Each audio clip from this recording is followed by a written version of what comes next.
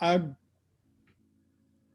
one anyway. Ben was had this had the day called to me and asked if we would talk about about the events of the week. He's been, as perhaps you have been as well, pretty much taken up with what happened on Epiphany, the 12th day of Christmas, when the recalling the visit of the wise ones, our president brought us to insurrection. But in any case, I agreed to do this, not to give a lecture, but and I think at Ben's wise suggestion that we have a talk about um, what are our reactions to what went on, what are we feeling about it, and also what should be covenant's response, what should be our response as individual Christians, and what should be the response of the church. So um, increasingly, what happened on Wednesday is seen not just as a spontaneous accident, but as something that was planned. The newspapers today, both the Chronicle and the Times, have talked about the details of how people came to Washington ready to go, and the president himself saying this is going to be wild. It's one of my tweets, and I won't do this again, but one of my tweet partners is Roland B. Headley Jr., the journalist from Doonesbury, and it's really Gary Trudeau making some interesting observations. But he says it's true POTUS occasionally shades the truth for the common good, but he crossed the line telling crowd, "I'll be there," before they stormed Capitol. My reporting shows he skipped riot. True, he wasn't dressed for it, but have to call out his claim for what it was: misleading. uh, so let's just start by saying or asking what what were your reactions to what went on? I'll if you have raised hands, I will recognize someone. Let me get into a better gallery view here. No, I've got it here. All right. Anyone? Bill House. Well, since my high school reunion, I've been troubled watching my classmates on Facebook disparage Obama, praise Trump, most recently talk about switching to Parler and MeWe as a better situation because some of their tweets have been um, deleted from Facebook. And, I'm struggling with putting out a message saying, where have you gone and why? And just what on earth could take a bunch of middle class, well educated people off into conspiracy theory?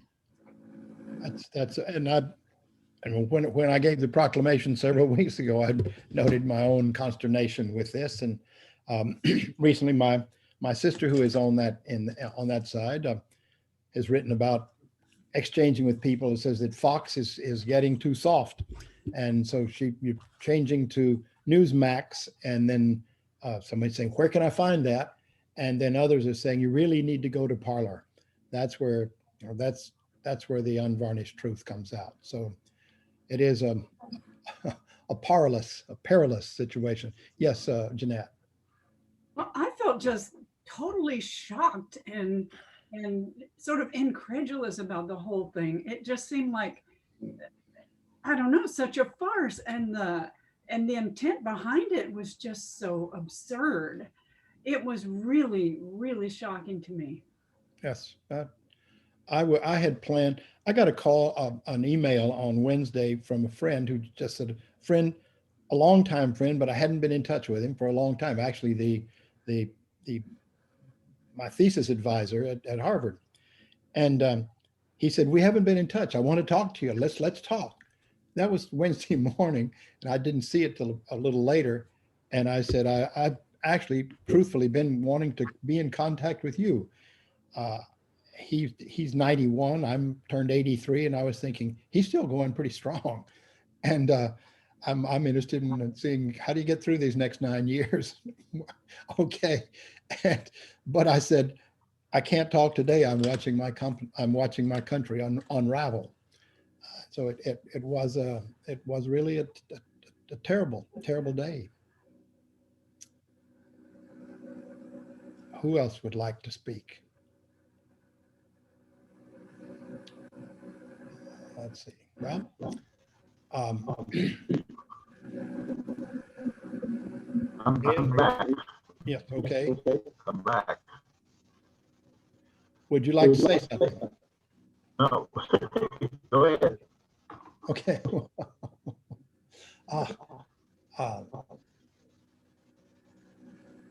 One of the things Ben sent to me in talking about this was he started off with, "We, the people of the United States, in order to form a more perfect union, establish justice, ensure domestic tranquility, provide for the common defense, promote the general welfare, and secure the blessings of liberty to ourselves and our posterity, do ordain and establish this Constitution of the United States of America," for the United States of America. Of course, you're familiar with that, but he points out, this sounds like it could have been taken from Amos or Micah or Jesus' Sermon on the Mount or the parable of the sheep and goats. It sounds like a constitution for the kingdom of God. So how can we as Christians, as religious people in the covenant church, actively participate in changing public policy so that this day of infamy won't recur? Responses to them. That's an agenda.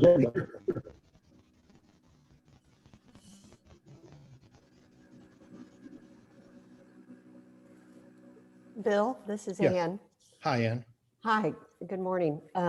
I was with my sister-in-law in San Antonio, and she is normally not an emotional person, but when she's been talking about Trump and when this came out, and my daughter was with us, we could feel her anger mounting, and we could just, she would go on and on and on about how angry she was about all of this. And at one point, my daughter and I kind of said, we need to turn off the TV or change the topic, because it felt very unproductive for her to be getting worked up that way. And the next day when things were calmer, she said, I just don't understand how these people can be moved to act this way. And I said, well, remember how angry you were getting about what they were doing? They are acting out of that same anger. And we've got to try to understand where their anger is coming from, because yours was just as powerful and you felt just as righteous about it. And until we try to do that, I think changing public policy is going to have less of an effect than trying to understand where that anger and rage comes from. Sally. Sally? You're muted, it seems like. Yes. Unmute. Sorry. It has to be fear-based. To me, it seems clear that it's fear-based. In both cases, with your sister, it was, and with the mob. But what do we do about that? I think I do believe you're right about it's being fear, that there's more a matter of fear from or fear about than faith in. The response, what can we do about losing? And we've talked about this a little bit in class before, and Laura's talked about it, and we've read about it. But a lot of the people there, one of the things I thought was ironic was Trump, I forgot the exact word, but Trump was reported as saying he was excited about the what was going on at the Capitol, but he was a little worried because he thought some of the people looked a little lower class. It was not the exact word he used, but they didn't look classy enough which was, I agreed with that. But an awful lot of what I think has been involved in Trump's popularity has been his telling people, you've been done wrong. You have people are taking advantage of you. You're getting shafted, and I'm going to be your hero. And or that you're going to lose your country. All of these things. that there is a fear of losing their place in line is the image that Arlie Hochschild used in Strangers in Their Own Land about people, and she uses the image of this line going up a hill and people breaking in line ahead of them when they've been working hard and people are breaking line. And she used let's say now a black man is the president of the United States. How in the world could that happen? So there's racism, there's fear of losing their place, and a lot of people indeed are losing their places. And Trump method plays on that. In times of fear, or when just people don't understand, there is an appeal to getting some interpretive power over things, even if it makes them angry. Years ago, I've done a lot of work over the years, as some of you know, on the end time prophecies, the rapture, and dispensationalist premillennialism, and all of those things. And I think as much as when talking with people who were reading the Left Behind books, they're saying, "I didn't know that was in the Bible." Well, that's a good reason you didn't know that. The Bible is not that. That's not that kind of a code book to figure those things out. But there was saying, now I know what's going to happen, and we're on the winning side. I've read the end of the book, and now I know that we are going to be on the winning side of this. So don't worry. If things get worse, that's not bad. It's good, because the end is coming soon. And it's amazing. Those were some of the best-selling books over the last. The earlier ones. I see his face. Know the read the book. But anyway, in the 60s or 70s. Guy who wrote a bunch of those books, but the Left Behind series. I was at a book signing about the book that I'd done about the rise of the religious right at a Barnes and Noble store, and the woman I'd been dealing with was just very nice, very sharp, very able, and when the crowd, book signing, when the crowd had diminished from 4 to none, she asked me, "Bill, how much time do you think we have left?" And I thought she was talking about before we give up, pack it up and go home. And I said, "Well, I think if we stay here, if nobody comes the next 15 minutes, let's just quit." No, I mean until the rapture. And so I talked to her a little bit about apocalyptic prophecy, apocalyptic writings and all that, and just explained that I don't think that's going to happen. And she said, "You're the first person I've ever met who didn't think we were in the last days." So a great many people live in different. We live in different kinds of bubbles. Anyway, Laura. You'll get to hear me say this if you watch the sermon, but I will. I definitely think fear is at the heart of what's happening, because, our fears have been stoked by Donald Trump and his surrogates for preceding his presidency. Yeah. And we all know that when we're afraid, we're not thinking, right? And this is not defense. This is just trying to have some level of like, where do we even start? But this fear, I think, has caused people to go to what is comfortable and familiar, which is, for a whole lot of people, racism, Christian nationalism, misogyny, these base instincts that are part of our not our best selves. Yeah. And so, seeing, I don't know if you all noticed, but it was the Christian flag one of the people had. It was kind of furled in on itself, so it was a little hard to see, but I knew it immediately because I used to pledge allegiance to it in my churches growing up. So to see that flag, and to see the Confederate flag, and to see a Trump flag flown in our building, the People's Building, it's just a slap. I wasn't surprised. In fact, a week ago, I told the boys I expected something to happen, and I just wanted them to know that, Nick and I were going to do everything in our power to keep them safe. And Houston wasn't likely to be a place that would have riots, but that I expected there to be violence. I mean, Laura Mayo in Houston, Texas, it's not like I'm some political, so I wasn't surprised. but that didn't keep me from being shaken and shocked. And then the blatant racism, I mean, and so many people have said it better than I could, but I don't want them to be shot. It's not that I wanted people to be shot. It's not that I wanted to see police officers breaking skulls the way I saw all summer. That's not what I wanted. But clearly officers can use restraint. Obviously, you know, we saw them on Wednesday use restraint. Where is that when it's Black and brown bodies? So just the, I don't have an end to that sentence. I think I've said what I wanted to say. Well, another evergreen trope is anti-Semitism. You know, that's the people with Nazi symbols on their shirts with the 6MNW and not 6MWE. Did you all see that? 6 million wasn't enough. 6MWE. That's Did what that you means. see Camp Auschwitz, Camp Auschwitz, Camp Auschwitz sweatshirt. Arbeit macht frei, you know, that work makes freedom, the signs over the signs over the death camps in the Holocaust. There was a lot of that, and it doesn't go away. And of course, yes, Paul. I'm struggling with not demonizing the other side.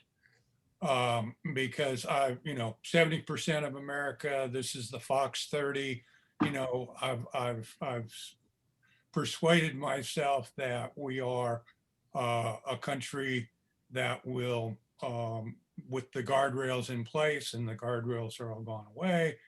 And what really concerns me and brings up my anger and fear that I just want to demonize the other side is the fact that 8 Republican senators and 137 representatives of the other party after this still voted to do away, to overrule a free and fair election in a different state.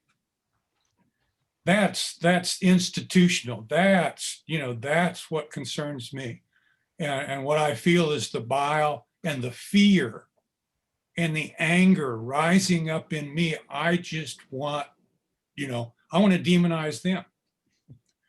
For 5 years, the Republican Party has been running and winning elections. Well, actually for 20 years. They found in 2000 that they didn't have to win the popular vote. They could do it in the courts.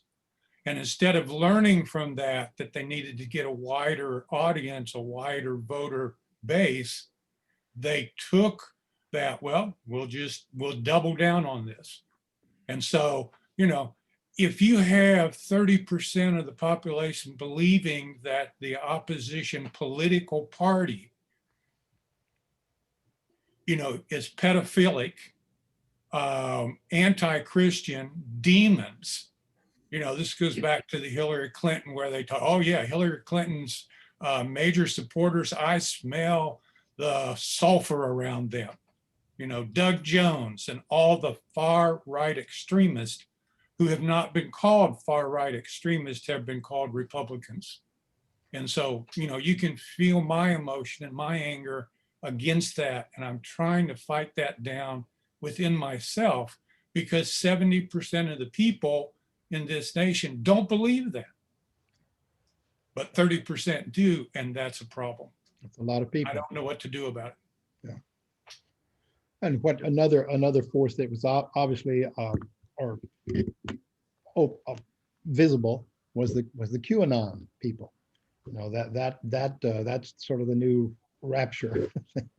They're getting messages from Q or the Qs, all of those things that are the June or July issue of the Atlantic had a long cover story on QAnon. If you don't subscribe, not sure how you get it, but that can be managed. The NPR and Wikipedia both have long articles on QAnon that gives you a pretty good view of things there too, just to get, probably learn all that you really want to know about it, but it's distressing. Yes, Tim. Paul touched on this, but I really think there's two totally different dimensions of this, and I'm not implying you have to deal with one before the other. One is the interior dimension of what we're experiencing, and the other is the exterior dimension when we try to figure out how we respond and so forth.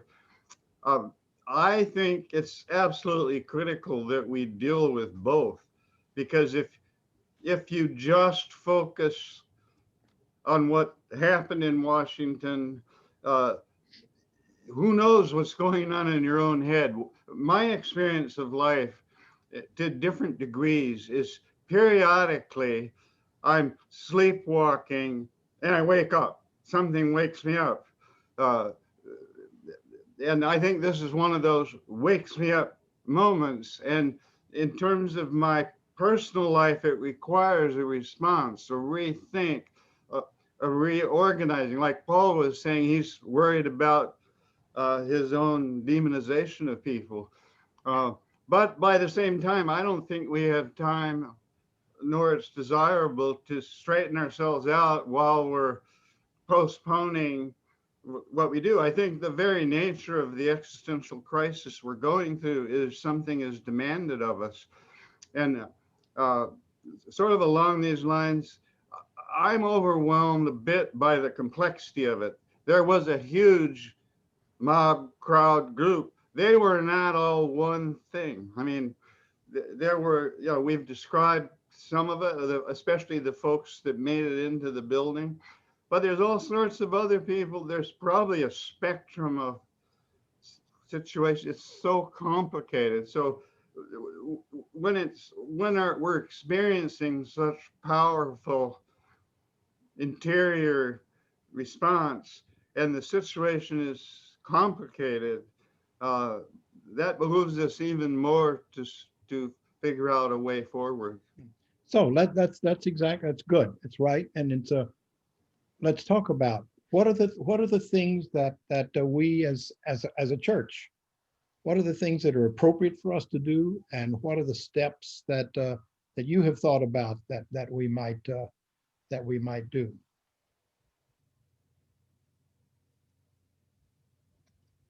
Mike, nice to see you. Yeah, well, it drove me back to you. What can I say? It's wonderful to see you, and to know you all are still there. It's kind of an anchor for me. This did not surprise me. I've seen this coming. What surprises me are the people who support Trump who don't fit that stereotype of the left out, lower class, or Appalachian people.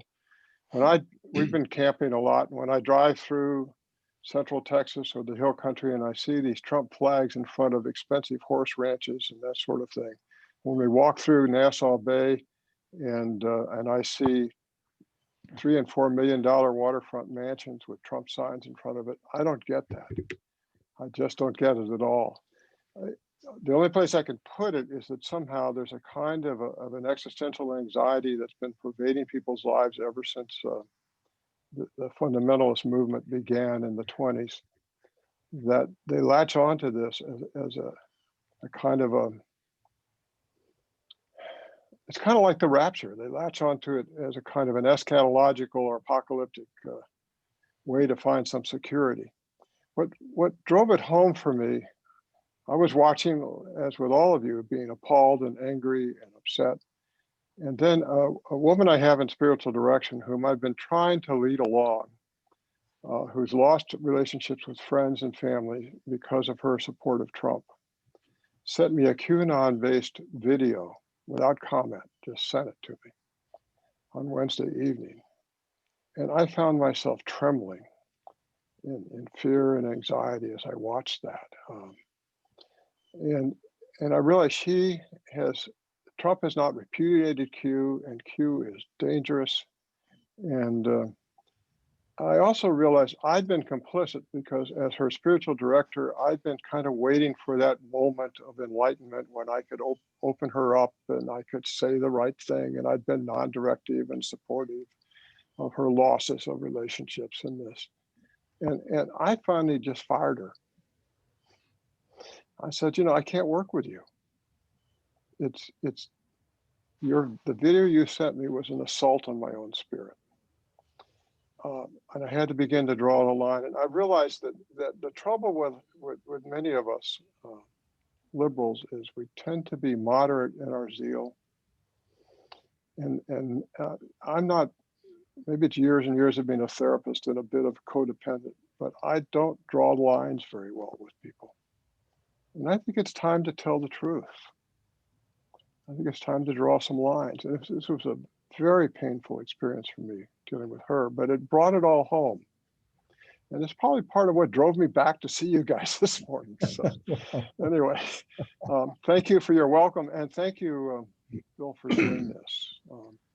I don't know that there are policy answers. I think this is where I get a little hard line. I think we need to put the president in jail. We need to, you know, the Attorney General needs to march into the office this afternoon and say, you know, this Justice Department memo about not indicting a sitting president is not law. It's just a memo. And we need to go get this guy ass out of the White House. That's kind of where I am. So. Well, Lisa Murkowski put it, she just says he must go. And she's a Republican.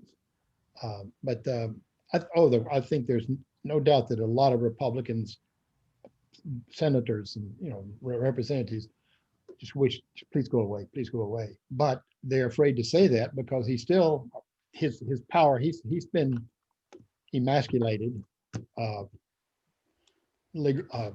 figuratively, electronically, with Twitter and these cutting him off. But there are dark places for him to go. There will be other places that already exist, or that will rise up for people to spread lies and disinformation. He's not, but you know, since he's been cut off, someone that he could hold a press conference and talk about these things. People would watch that. But Ben, I think you may be going to say something. Well, in answer to your question, what in church did it? One approach is that what we've got is a religious problem.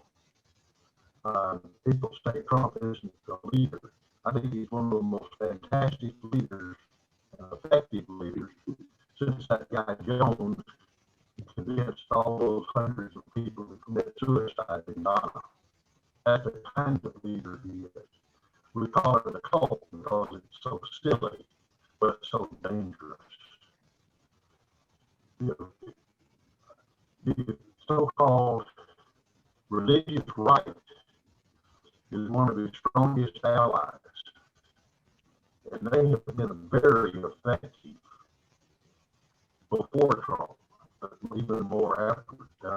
One of the perspectives is we need to have a more effective religious left.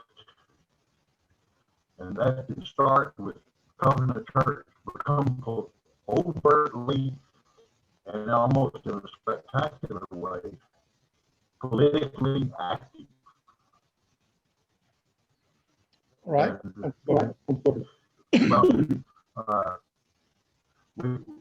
we need to be visible and effective. And that thing that you read about from the preamble of the Constitution. We're not a Christian nation, but we're a nation,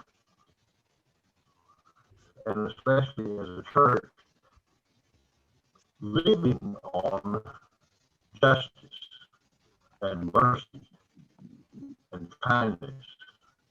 That's the whole basis. That's a perfect description of the kingdom of God.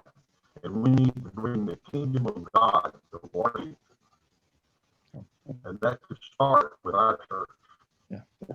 Well, certainly Laura cut your mic off, Ben.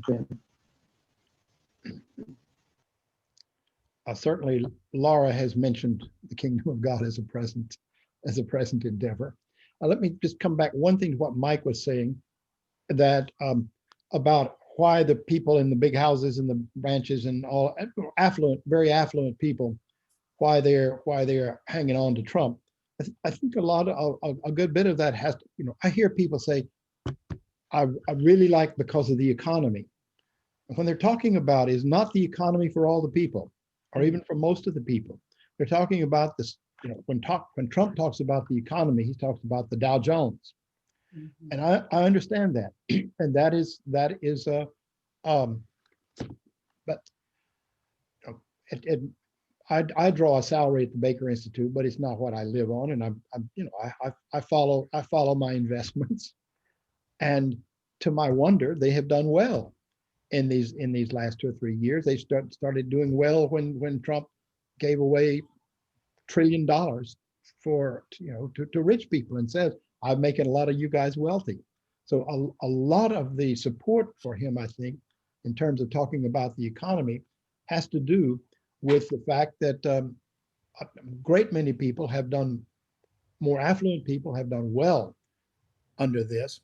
But that brings us back again to the church's responsibility. One of my people that I admire more than I emulate, because he's better than I am, is Jim Wallace, the founder of Sojourners Magazine and Sojourners Community.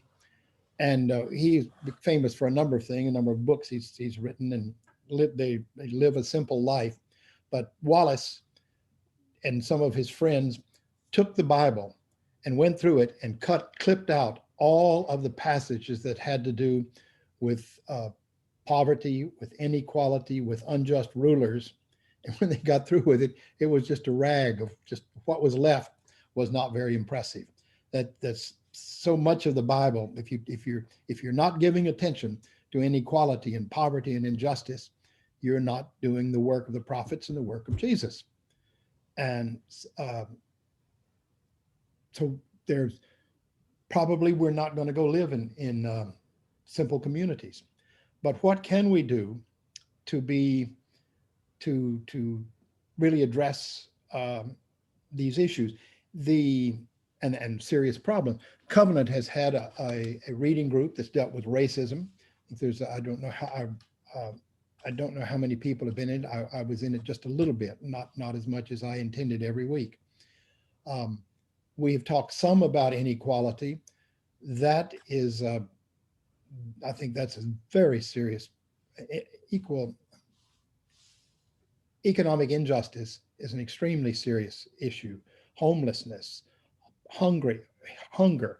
In this country, people shouldn't be sleeping. They shouldn't have to sleep outside. They shouldn't go to bed with empty stomachs. We have the money to take care of those things.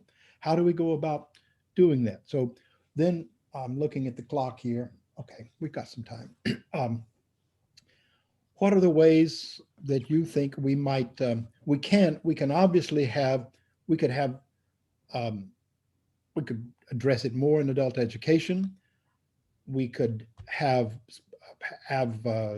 people say, okay, this group is going to, just like the reading group that was going to read about racism, and we could have, we're going to address inequality.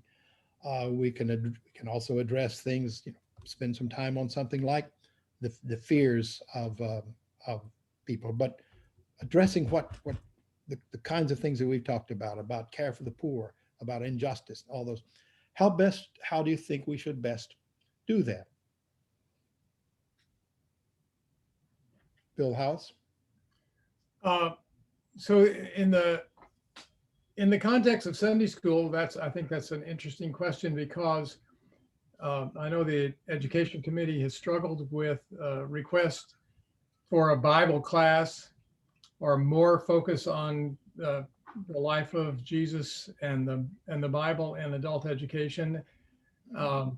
It seems that what you just said, with we need to think more about our life day to day and the world we live in, because most of us, I think, agree that we should address injustice. We should just economic injustice, environmental injustice, racism, anti-Semitism, all those things. That would make adult education seem a lot like politics. And I don't know how the congregation as a whole would respond to that. Yeah. I mean, I'm in favor of it, I have to say. Me too. Did your hand go up, Sally? You're muted. I mean, I think we should be learning about QAnon. I think we should be learning about the people who live, the people who live in the ranches with the Trump signs. I mean, we feel about homelessness and Jesus. That's why we're here every Sunday, but we don't know about this other.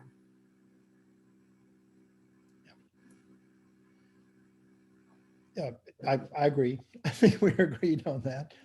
Susan. Yeah. Yeah, what I've been thinking about as a former public school teacher is how much we need to be promoting media literacy. And I mean, we could do that through our children's education program, and we probably need some too. And I think the public schools need to really put a push on media literacy and critical thinking. Not sure how we do that, but it's clear to me we need to raise up the next generation, not to just take what they get any old place on the internet and treat it as gospel truth. It reminds me of once when I was in college, and a man who went on to be provost of a university, but he said he read something and somebody said, "That's not true." He says, "It's in a book. You can't put things in a book that aren't true." Well, of course, he moved past that stage. But you know, there was a woman that I saw on the television this week where somebody was asking her, why are you doing this? She said, you know, it's true.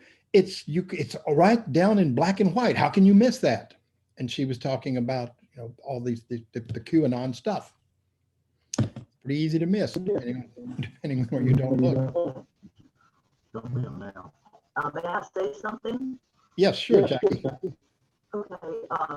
Ben and I were involved several years ago with the movement to turn over the movement to Overturn the to Citizens United. to establish the 28th Amendment, which would take out of politics big money. Okay, I think we've talked. The amendment that said that corporations were persons and they had the right to use money as free speech. Yeah, That's changed so much in this country, in our politics, and the widening disparity between incomes. The 1% is controlling vast amounts of the, and those people, those groups that are in that, they have the money to buy the politicians, and that affects the legislation. I think what you let me Jackie, let me try to say what you're saying without the problems with the I think I've got this straight, without the problems with the microphone. I think you're talking about the movement Move to Amend, which is a movement that is trying to add a 28th amendment to the Constitution to override the Supreme Court decision in Citizens United, which made it possible, which said that corporations are individuals and so they can give as much as they want to. And that opened the floodgates for all kinds of money to go just sort of unchecked,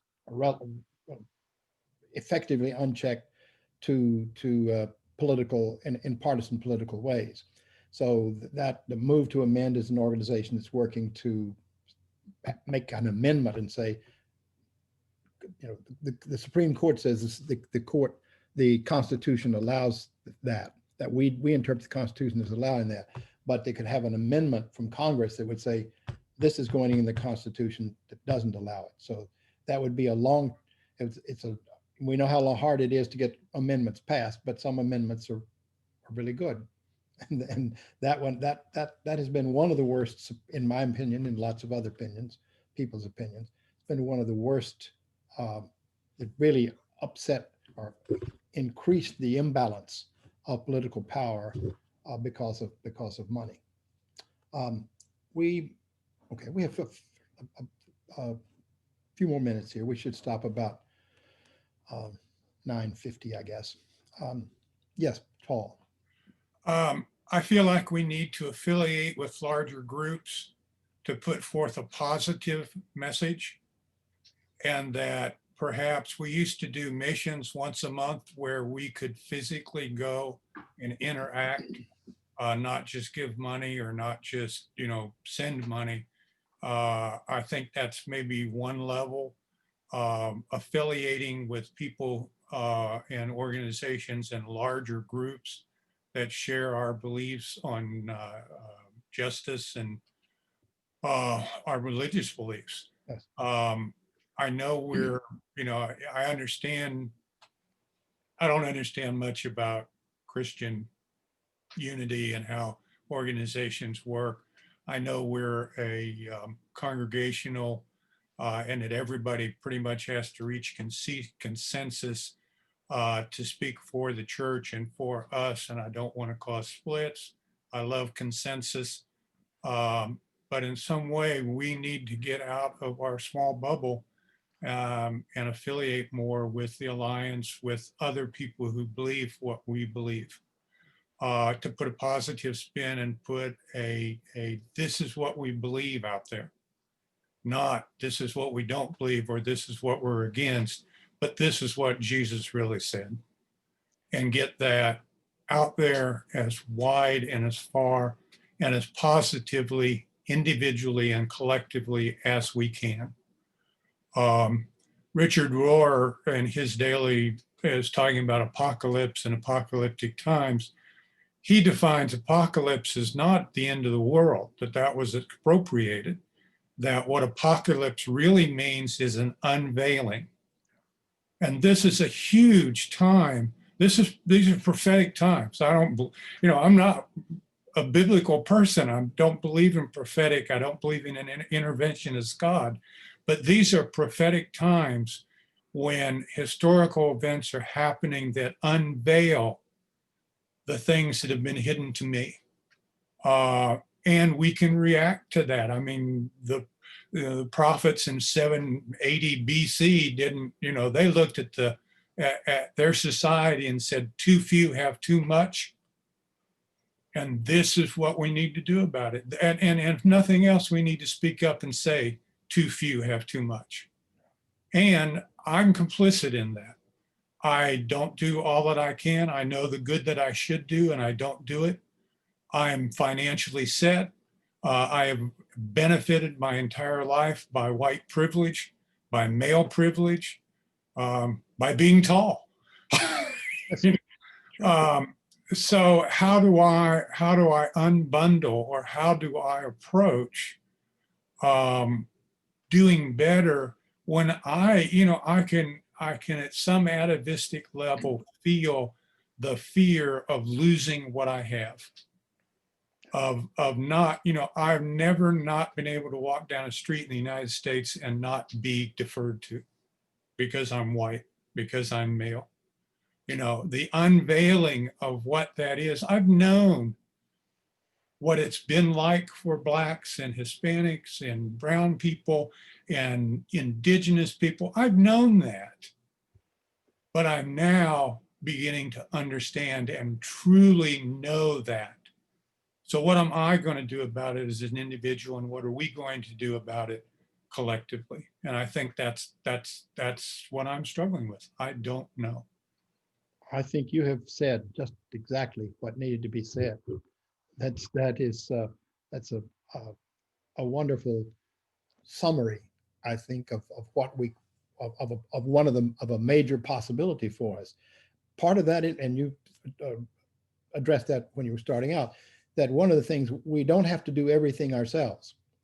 For example, on issues of church and state, I have long belonged to an organization that's now called Americans United for the Separation of Church and State. It was previously called Protestants and Other Americans United for the Separation of Church and State. And at the time of John Kennedy, there was, and after that, so they just, let's just take out the Protestants and other, just say Americans United.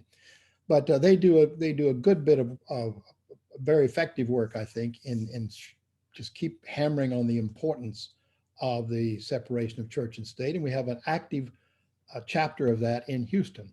But you can go simple website as you can think, au.org, americansunited.org. There are people that I've been reading lately, by the way. There's I don't know how often it comes out, but more than once a week, letters from an American by Heather Cox Richardson. She's extremely thoughtful. She's a historian, but at least from an evangelical background. There are other organizations, but we could talk about QAnon. I could talk about that, but it'd be basically saying what I've learned from Atlantic and NPR and Wikipedia. But it still might be worth having a discussion about that, because it is a more significant force than I had thought it would be. Bill, I think Richard had his hand up. Oh, okay, Richard. I don't see. Oh, I see. Oh, there you are. Yes. Well, Paul basically captured, and in a far more eloquent way, some of the things that I was thinking about. So I'll just say very simply, I really liked Ben's comment that this country could use a substantial religious left. I think everyone just as a default assumes if you say you go to church, you go into this box. Yeah. Oh, I'm assuming you're of a certain, you're a right-wing type of person, and all these sorts of characteristics that go with it. And it feels kind of like a hijacking. And I think for those who maybe don't view themselves in that way, it keeps them from actually going into a church, and puts them in this weird ground of saying, well, I'm spiritual, but I don't go into a church, because there's kind of this bundle of stereotypes. I mean, one of the first conversations that we had with Laura when we were thinking of joining was dealing with our past history and stereotypes of what Baptist meant. That was a big threshold for me to overcome. But yet, what a lovely community this is, right? So, I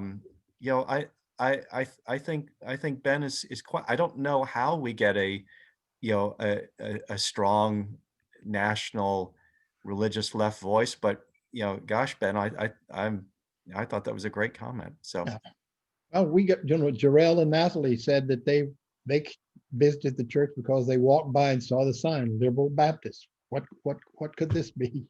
And we do have these stereotypes too. Years ago, I may have said this before, but years ago, there was people that came to Covenant, younger couple, and they were moving to the Presbyterian Church. And they said, it just seems more upscale, or I like the people dressed better, something like that. I said, well, I can understand that. I said, it was tough for me to think about being a Baptist since I'd grown up in the Church of Christ. And she said, but for you, that would have been a step up. So there are, we do have ranks and want to we want markers to show. Laura, unmute, please. I just put in the chat. So the Baptist Joint Committee is an organization that Covenant has supported, and Nick worked there at one point. It's a really important group, and I'm very proud to be affiliated with them. I put a link to their website, and you when it opens up, it says Christians Against Christian Nationalism. And I think this is key to what's going on, is this Christian nationalism is I don't have the words I want to say here, but you can, there's a little take action button and you click it, and then you can read a statement and sign a statement talking about the dangers of Christian nationalism. And it'll give you a way to learn a little more, and it'll give you something to do right now today, should you read it and want to sign on to it. But I think all of you have said, you know, other groups are doing this good work and we can join them, right? We don't have to do this all by ourselves. And that's crucial for me. The Poor People's Campaign, which I know Lisa has been really involved in, and others, they're doing, that's William Barber's group. They're doing a lot of this work and tying it all together, right? The racism, the poverty, you know, all of it swirling together. So I think there are ways to amplify the voices that are doing this and join them and amplify our own truth-telling voices as well. But that's just one thing we could all do today if you read it and want to sign it. Thank you. And I can provide, I've done, you know, we had a program on that was just a program of the Baker Institute program that we had it for Sunday school one day, but I can, you know, we can go to the larger link, and we're going to doing more by that in my Religion and Public Policy program. And also the Religion and Public Life program at Rice is a very good program that particularly deals with racism. I think quite interesting. So I'll join you in that and be happy to provide some links that I think will be useful and helpful. Well, I appreciate your interest. We all appreciate your interest. And Mike, we really like seeing your pictures. But I won't say it's even nicer to see you, but it's really nice to see you. So come again. Yes, Van agrees with that too. Well, thank everybody for showing up, and see you at coffee time. Bye. Namaste.